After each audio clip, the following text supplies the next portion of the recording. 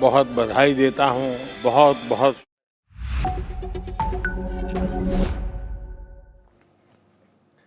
Hello and welcome, I'm Thomas Porteous and you're watching NewsX World. Let's take a look at some of the top stories.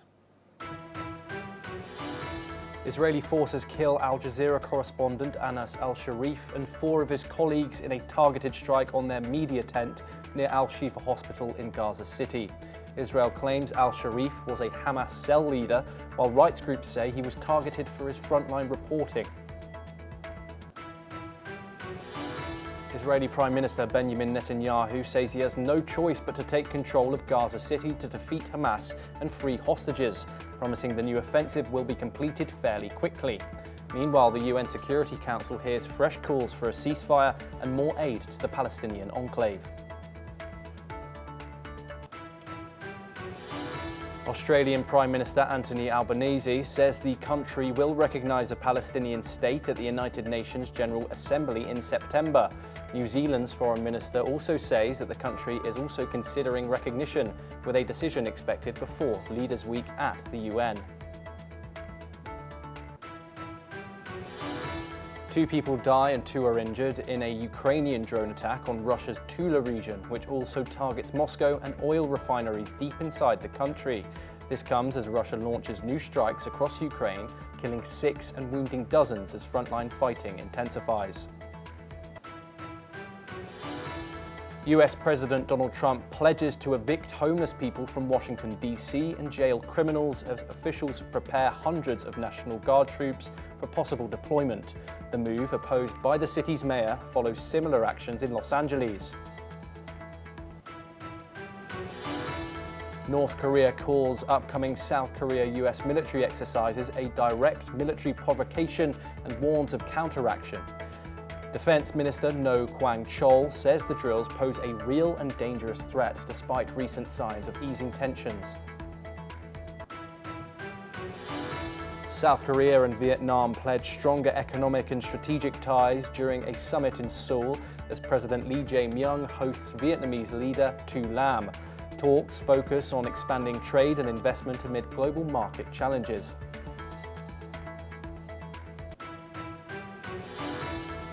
China's Coast Guard says it took necessary measures to expel Philippine vessels from waters around Scarborough Shoal in the South China Sea. It says the operation was professional and legal, while Manila has not yet commented.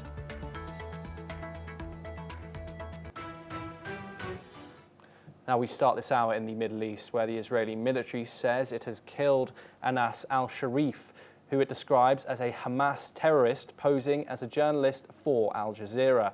The IDF says al-Sharif led a Hamas cell responsible for rocket attacks and presented documents it claims prove his military affiliation, including training lists, payrolls and contact directories. The strike in Gaza also killed 4 other Al Jazeera staff and 2 others near Al-Shifa Hospital, according to the broadcaster and also Gaza's health ministry. They were in a tent for journalists when it was hit. Al Jazeera calls it a blatant and premeditated assault on press freedom and says al-Sharif was an accredited reporter providing crucial coverage from inside Gaza, where foreign media are banned. The IDF says precise munitions and surveillance were used to avoid civilian casualties and vows to continue operations against Hamas. We're now joined by Peter Baum, who's the foreign editor of the weekly Blitz. He joins us live from London to discuss this further. Peter, a significant development today, especially it comes a day after Benjamin Netanyahu was at a press conference in the evening yesterday saying that he was going to let international journalists into Gaza. What do you think this is going to do for Israel's image, especially regarding to its reporters? Al Jazeera, of course, deny al-Shifa's affiliation with Hamas at all and said he was an accredited member of the press. What are your thoughts on this situation? Yes, good day, Thomas. I think I probably have an exclusive for your news channel. And hear me out, please. Anas Jamal Mahmoud al-Sharif the supposed Al Jazeera news journalist. 305342. Let me repeat, Thomas, for your listeners and viewers. Number 305342 was the identification number, the military identification number of the supposed, for Hamas, for the supposed Al Jazeera journalist. This has come from several sources, and I'm sure in the hours ahead, although mainstream media will not expose this because they have an agenda regarding the Israel-Palestinian issue, I'm sure when we get offline, if you do your own research, and I'm sure many other non-mainstream media sources will be exposing the same thing, that this supposed journalist was an Hamas operative. Of that there is no doubt. We even have, as I've just given to you, and I hope it's an exclusive for your channel, the military identification number of this so-called journalist. When this gets out to the wider world, because at the moment social media and mainstream media is absolutely saturated with the false narrative that this gentleman was a full-time Al Jazeera journalist, that's an absolute lie. He was not. He was a Hamas operative, as I've just identified, and I hope what is an exclusive for your program, Thomas. Peter, it's been confirmed that Al-Sharif was working and already part of an Al Jazeera team before the October the 7th attack. I also want to ask and question the timing of this. Of course, this comes at a huge time of international scrutiny towards Israel. I want to cite that press conference once again that Benjamin Netanyahu held yesterday in English for a wide and international audience, saying that, reaffirming not to believe Hamas's lies. That was the main staple of the press conference. Israel also haven't commented on the 4 other people who were killed in this Israeli strike. What are your thoughts on Israel's PR battle, and do you think that it is making the right steps in its statements, in providing the evidence? What are your thoughts, Peter? Absolutely not, Thomas. I think Israel has lost the PR battle and continues to lose it. But there are things that she could do that will perhaps claw back some of the lost territory. I'll give you one example. I've just identified to you the false narrative that this gentleman, although he may have been working for Al Jazeera, was a Hamas operative. That should ring alarm bells for a country like India, where I believe Al Jazeera is currently allowed to report. There are many countries that that news channel is not allowed to report. But going back on the PR challenge for Israel and Netanyahu, the coffin of the Al Jazeera, so-called Al Jazeera reporter, was paraded through the streets of Gaza last night, no more than 12 hours ago. We're told constantly, as we've discussed on this program, Thomas, how the Palestinians are starving and food is unavailable to them. If you saw the scenes of that coffin being paraded through the streets of Gaza, you would have seen hundreds, probably thousands, of well-fed Palestinians running through the streets parading the coffin. So this is just another example how Israel continues to lose the PR war, but with some very simple, easy videos that she could display across all the screens, or indeed when someone like Netanyahu or his ministers are interviewed by hostile journalists, they could point to this very video and to what I've just exposed to you today to claw back some of the lost ground. But clearly, Thomas, as you've rightly identified, Israel is losing, has lost, and probably will continue to lose the public relations battle unless she does something very, very quickly to address the situation. Peter, we saw that message that was claimed by Israel yesterday, that these photos of these starving children, these popular photos used in publications around the world, were fake, according to the Israeli Prime Minister. However, Israel's closest ally, the United States, and their president has said that the people of Gaza are starving, and he, of course, joins the long list of humanitarian organizations and, of course, governments that also support this statement. What are your thoughts on the United States president also saying that the people of Gaza are, of course, very hungry and saying that the need to facilitate aid to them is essential? Yeah, absolutely. Now, clearly there is a food crisis in Gaza brought on by the conflict. No one's denying that. But the idea that hundreds are starving and dying from the inability to receive aid is an absolute lie. We've seen trucks at the border, which the United Nations themselves would not allow to be entered into Gaza. Now, day by day, this situation is definitely being addressed. We're not seeing the kind of media demonization of Israel in the last, let's be realistic, 5 or 6 days that we were seeing in the weeks leading up to this. So Israel, through the GHF, is getting their act together and feeding Gazans. What's more interesting is how the Hamas and UNRWA business model is being broken. Yes, Peter Baum, thank you. Unfortunately, we've run out of time. Pleasure to have you on the programme, as always. We will, of course, bring you all updates coming out of the Middle East as soon as we get them. We stay in the Indo-Pacific for our next story, where the China Coast Guard said it conducted rights protection and law enforcement operations in the waters of the Scarborough Shoal. Today, they took necessary measures to expel Philippine vessels from the area, calling the operation professional, legal, and standardized. In response, the Philippines reported a collision between a Chinese Navy vessel and a China Coast Guard ship while chasing a Philippine patrol boat near the Scarborough Shoal.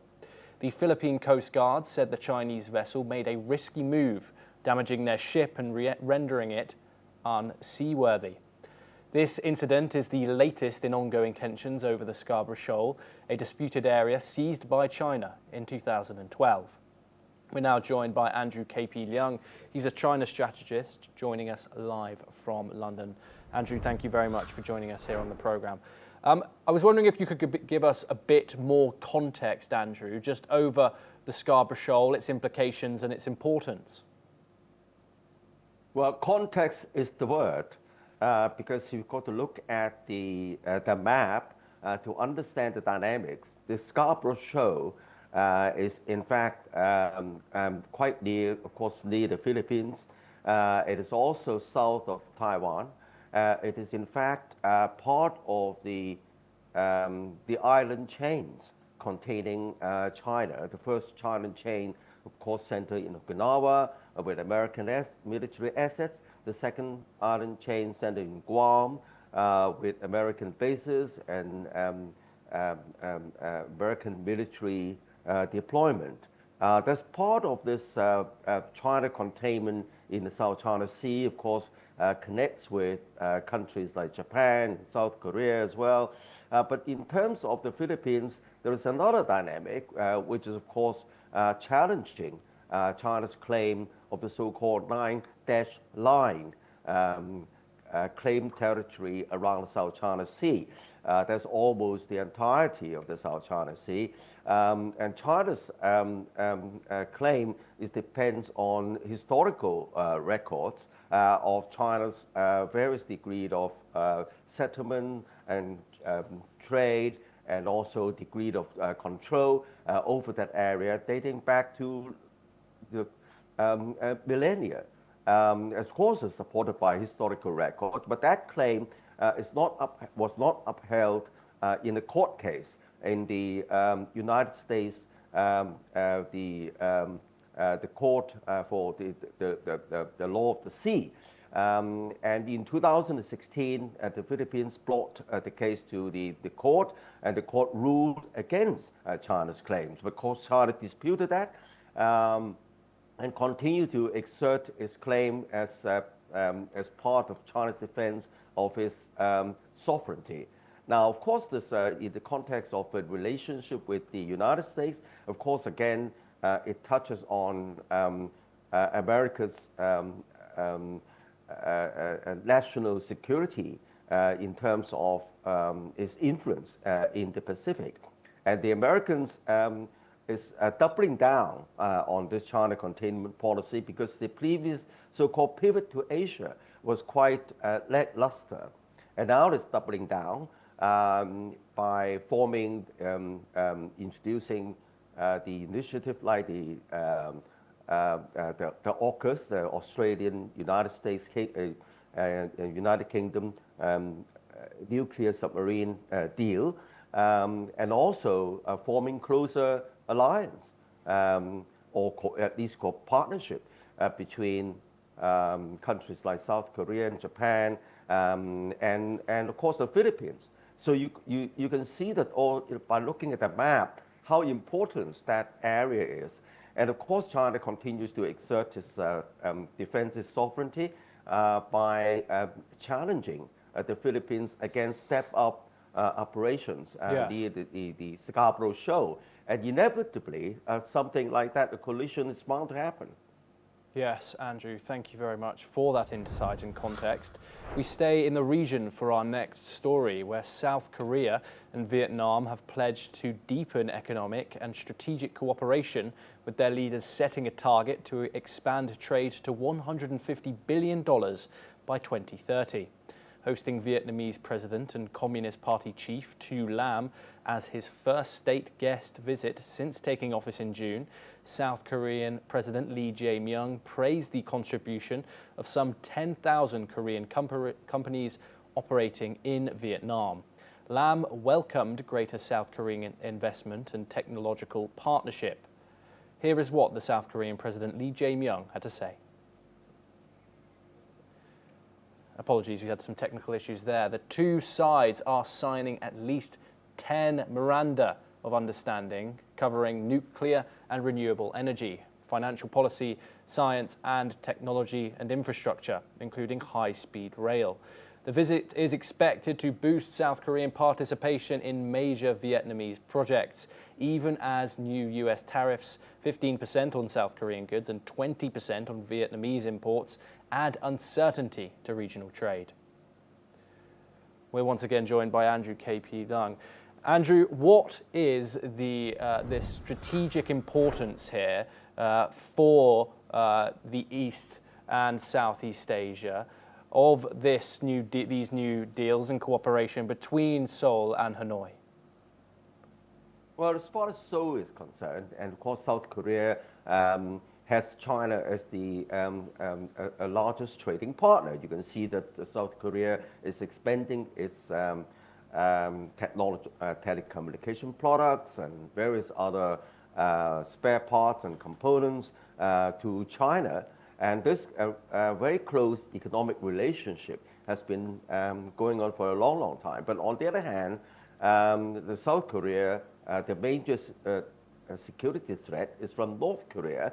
And of course, China is regarded as a close partnership with North Korea. And so South Korea is trying to maybe woo the Beijing into more positive measures against the threat from North Korea. Now, this relationship is also complicated by the United States balance or containment policy against China, allying its close partners with South Korea and Japan, and hence and also complicated by the recent Trump administration of imposition of high tariffs on South Korea and Vietnam as well. And that pushed the South Korea and Vietnam closer together by seeking investment opportunities in South Korea. in Vietnam. But on the other hand, this is unlikely to change completely the China's dominance in the international trade, because if you look at the region, the China's market is still by far the largest. And of course, apart from the size, is the interconnectivity. China is closely embedded in the world supply and value chain, especially in the Southeast Asia. And if you look at all products, most of them are made in China, but even though they are not sold as made in China, China is embedded in them in terms of rare earths, components, spare parts, and even logistics, because the world's 7 largest container ports out of the top 11 are located in China. So this is unlikely to change anytime soon. But on the other hand, the South Korea is now seeking or recalibrating its relationship with Vietnam as a result of President Trump's unpredictable and transactional kind of stance towards South Korea and Vietnam as well. Yes, Andrew K.P. Leung, thank you very much for joining us here on NewsX World. Pleasure to talk to you as always. We now move on once again, where Indonesia and Peru signed a free trade agreement to enhance bilateral trade and investment relations, according to the leaders of both countries at a signing ceremony in Jakarta. According to reports, Indonesian exports to Peru amounted to 331.2 billion in goods in 2024, while imports from Peru reached 149.6 million. Indonesia's main export products were car and car parts, biodiesel and footwear, while its primary imports included cocoa beans and grapes. President Prabowo Subianto stated that the Comprehensive Economic Partnership Agreement will increase market access for both countries. Prabowo said the two countries will also strengthen cooperation in sectors such as food, fishery, mining, energy transition, and defense. Peruvian President Dina Boluarte stated that as a major exporter of fresh fruit, Peru will gain greater access to export more fruits, including blueberries, to Indonesia. We're now joined by Dr. Satoru Nagao. He's a fellow at the Hudson Institute, located in Tokyo, Japan. Thank you very much, Dr. Nagao, for joining us here on the program. What is the implications of this deal, and how significant of a deal is this free trade agreement for both Peru and Indonesia?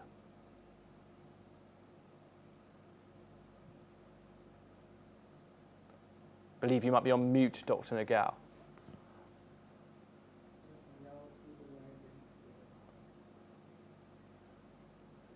I believe that we have some... I got. Brilliant. Mic Okay. was off. Okay. For Indonesia, this is very important because Indonesia's economy is growing. In 2050, it will be the 4th largest economy in the world when we check the GDP. So current trend continue, Indonesia will be.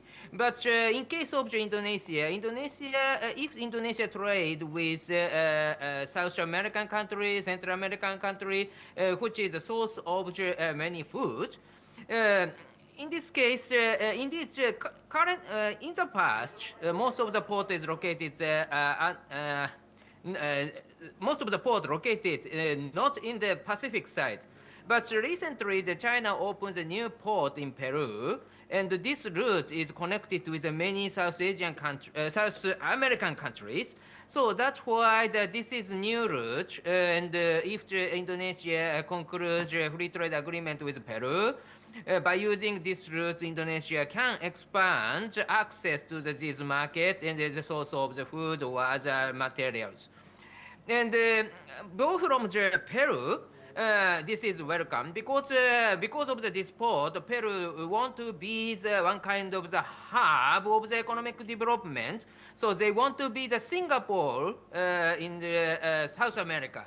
So they clearly said the word of Singapore in this case. So that's why this is a new customer for the Peru. And if many people use Peru as a hub to access other region, Of course, this is beneficial for Peru. So that's why this is a win-win situation between the Indonesia, which is a growing economy, and Peru is a growing hub of the economy. So that's why this is valuable, they think. Thank you. Thank you very much, Dr. Nagal. Do stay with us. We have some breaking news coming in from South Asia, where India has slammed remarks reportedly made by Pakistan's army chief during a visit to the United States, calling them nuclear saber-rattling and a sign of irresponsibility. In a statement issued on Monday, the Foreign Ministry said the comments reinforce long-standing doubts about the integrity of Pakistan's nuclear command and control in a state where the military is hand in glove with terrorist groups. The statement also said it was regrettable that the remarks were made from the soil of a friendly third country. India reiterated that it will not give in to nuclear blackmail and will continue to take all necessary steps to safeguard national security. The comments come after reports that the Pakistani army chief issued nuclear threats against India at a private event in Tampa, Florida. We're now joined by Ambassador Mahesh Sachdev, who's a former Indian ambassador. He joins us live from New Delhi. Ambassador Sachdev, thank you very much for joining us here on the program to discuss these updates. What are your thoughts on these supposed statements that occurred at this private event in the United States? And what does it, and also your response to India's reaction also? Thank you. I'm pleased to be with you on this important matter. Pleasure. I go back to the well-held adage that making war is too serious a business to be left to the generals. And General Field Marshal Asim Munir's diatribe and intemperate remarks, even though in private capacity, have proven the veracity of such an adage. I think it speaks of his irrationality and the animus that he holds India in. It also is a cover for his armed forces' abysmal failure, I should say, during the 4-day war, which he has tried to camouflage by promoting himself to the rank of the Field Marshal. And maintaining that facade of strength, of equality with India, etc., however tenuous it may look, is proving to be like chasing mirages. He forgets that India is also similarly placed in the nuclear bracket. Yes, Ambassador Sachdev, thank you very much for your insight on that sudden update that we just got in. We will continue to bring you more when we get it on that situation. We now move over once again to East Asia, where North Korea has condemned a planned joint military exercise by South Korea and the United States, calling it a direct military provocation and warning of counteraction. Defense Minister No Kwang-chol said the 11-day drills set to begin on August the 18th pose a real and dangerous threat, vowing to defend national security. The allies say the exercise will test command control and troop mobilization under an upgraded security strategy against North Korea's nuclear capabilities, but have postponed some field training until next month, citing weather conditions.